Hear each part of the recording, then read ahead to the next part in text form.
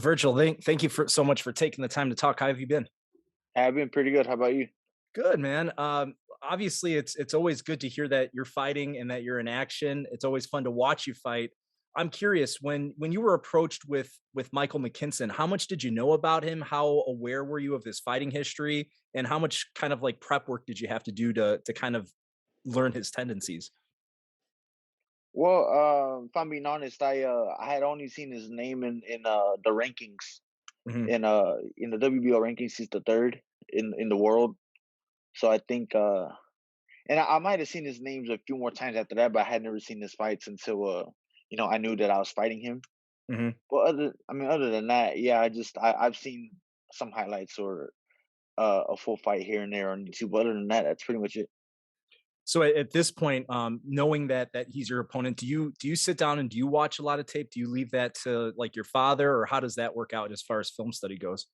We all watch it. We all Hmm. watch it, and we kind of put together our ideas. Just to be on the same page, what we think is gonna work, what we have to look out for, and all that stuff. It's interesting. McKinson is kind of one of those guys that maybe the casual fight fan doesn't know about him because he's been fighting exclusively in the UK. But he's a guy that's pretty skilled. I'm curious when you sat down and you see him in action, what's your assessment of his abilities? He's a southpaw, so naturally, they try to use southpaw advantages. So I mean, I think that's a given. He's just a tricky fighter. When they're making matchups for you, obviously, I mean, you're 23 years old, you're still so young.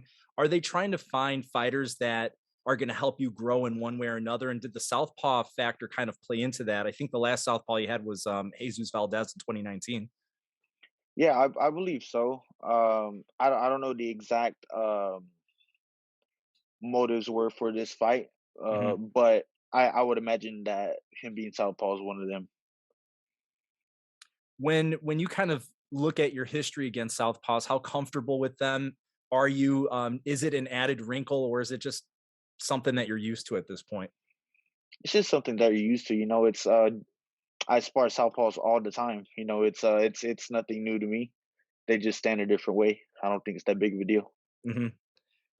As far as when you go back looking at your fight with Kevalauskas for the first time, was a fun fight, something that you won obviously with the stoppage. When you sat back and rewatched it for the first time, what did you take away from that viewing? Uh, the first time I was watching it as a fan, Hmm. so the first thing I took away was like, "Damn, that was a good fight." And then the second, the times after that, then I just started looking at ways that I could have done better, or just to really sharpen up my boxing skills as a whole. So yeah, there was that.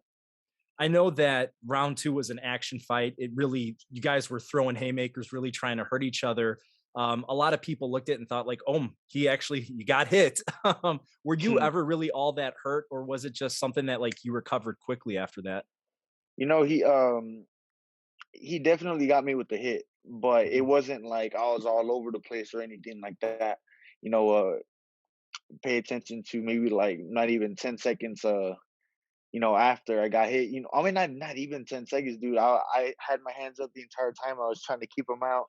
Uh, Mhm. I, in my opinion, I think I handled it pretty well. I think if it was anyone else, Mean Machine would have got him out of there. And obviously, where people are watching it because you're such a big name at this point, and you're such a emerging talent that a lot of people are pinning these hopes on, and they see greatness in you.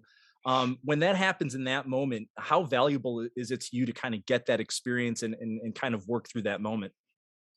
I think it's very valuable. We're in boxing. We're gonna get hit. Hmm.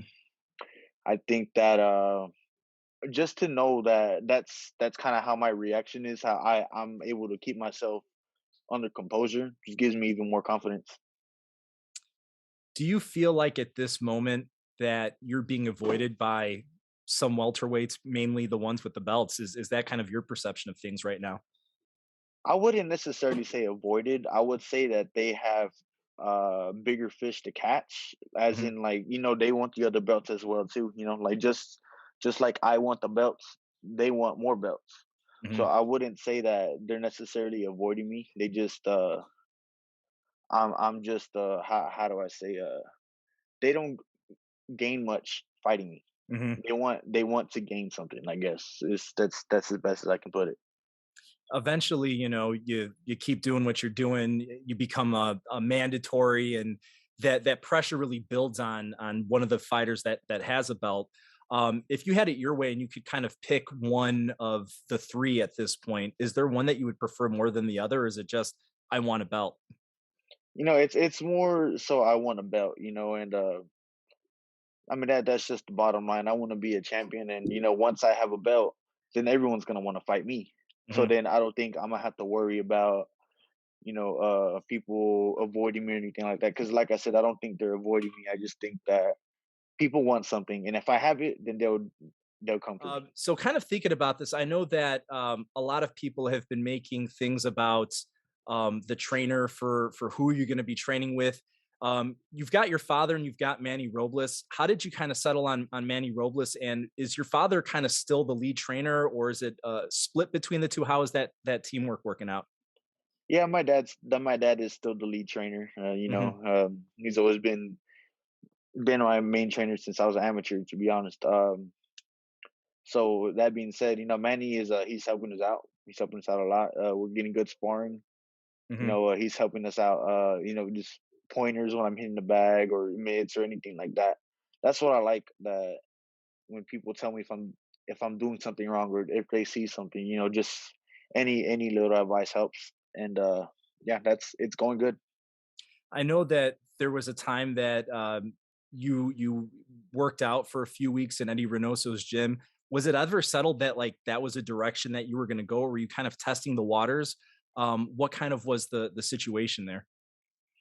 I mean, to be honest, me and my dad were the only ones at the gym, so Hmm. we were kind of like, we were waiting to see like what was the play here, and then Hmm. turns out I wasn't. We thought we were gonna fight earlier into the year, Hmm. and then just a lot of things came up, a lot of problems, and then we're just like, you know what, we're probably just gonna go back home, and we're gonna try to do things the right way the next time, and yeah, so we had to start over basically. Hmm. So yeah. When there was a bit of drama on Twitter with another boxing writer that was saying you were going in Reynoso's direction, and you responded back saying, "No, that's not a fact until I say it's a fact." Was that frustrating for you at all when you kind of said something and people were disregarding it? I mean, I think it's a thing of a past. I really don't have a comment on that Hmm. anymore. It's just it happened. Um I think from now on, people kind of understand like whatever is true is only true if I say so, A hundred or my percent. dad says so. Got it. Virgil, you're exciting to watch. It's always fun watching you. It's finally great to get to talk to you. Thank you so much for the time and best of luck. Hey, thanks for having me. Thank I you. appreciate it.